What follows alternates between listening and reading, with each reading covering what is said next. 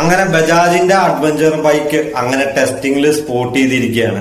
അപ്പൊ ഞാൻ പ്രതീക്ഷിച്ച കാര്യം ഇത് പൾസർ ബ്രാൻഡിംഗ് വരും എന്നുള്ളതാണ്. പൾസർ ബ്രാൻഡിങ്ങിലല്ല ഇത് വരാൻ പോകുന്നത്. ഡിസൈൻ പരിശോധിച്ച് നോക്കുന്നത് ഇത് മോട്ടോക്രോസ് ഡിസൈനിലാണ് ഇത് വരാൻ പോകുന്നത്. ഇത് ഇന്റർനാഷണൽ മാർക്കറ്റിലും കൂടി ഇറക്കാൻ വേണ്ടിയുള്ള പ്ലാനിങ്ങിൽ തന്നെയാണ്. ബജാജിന്റെ മോട്ടോർ സൈക്കിൾ ചില നമ്മുടെ രാജ്യങ്ങളിലൊക്കെ വിൽക്കുന്നുണ്ട്. അപ്പൊ അതിന്റെ ഭാഗമാണ് ഇങ്ങനൊരു ഡിസൈൻ അവര് സ്വീകരിച്ചിരിക്കുന്നത്. ഉടനെ തന്നെ ഇത് ചെയ്യുന്നതാണ്. മിക്കവാറും ബ്രാൻഡിങ്ങിലായിരിക്കും ഇത് തന്നെ, ഒരു ബ്രാൻഡ് നെയിമിലായിരിക്കും ഇത് വരാൻ പോകുന്നത്. അപ്പൊ ഇത് വരാൻ പോകുന്ന പൾസർ ബ്രാൻഡിങ്ങിലല്ല, ട്രക്കർ എന്ന് പറഞ്ഞ പുതിയൊരു ബ്രാൻഡിങ്ങിലാണ് ഇത് ബജാജ് കൊണ്ടുവരാൻ പോകുന്നത്. അപ്പോൾ അഡ്വഞ്ചർ ബൈക്കിനായിട്ട് പുതിയൊരു ബ്രാൻഡിങ് അവർ ഇൻട്രൊഡ്യൂസ് ചെയ്യാണ്. ഇത് പൂനെയിലാണ് ടെസ്റ്റിംഗ് ചെയ്തിരിക്കുന്നത്. റോഡിലാണ് നമ്മൾ ടെസ്റ്റിംഗ് സ്പോട്ട് ചെയ്തിരിക്കുന്നത്, ഓഫ് റോഡിങ്ങിലല്ല.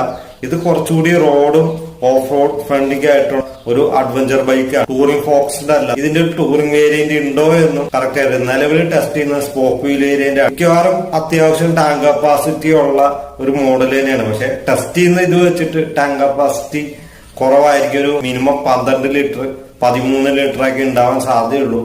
എന്തായാലും ഡോമിനോറിന്റെ എഞ്ചിൻ യൂസ് ചെയ്യാൻ സാധ്യതയില്ല. N250 വന്ന എഞ്ചിനായിരിക്കും യൂസ് ചെയ്യാൻ സാധ്യത. ആ എഞ്ചിൻ റീട്യൂൺ ചെയ്തായിരിക്കും കൊണ്ടുവരാൻ സാധ്യത. അപ്പൊ എന്തായാലും വണ്ടി വന്നതിന് ശേഷം കൂടുതൽ കാര്യങ്ങൾ സംസാരിക്കുന്നതായിരിക്കും.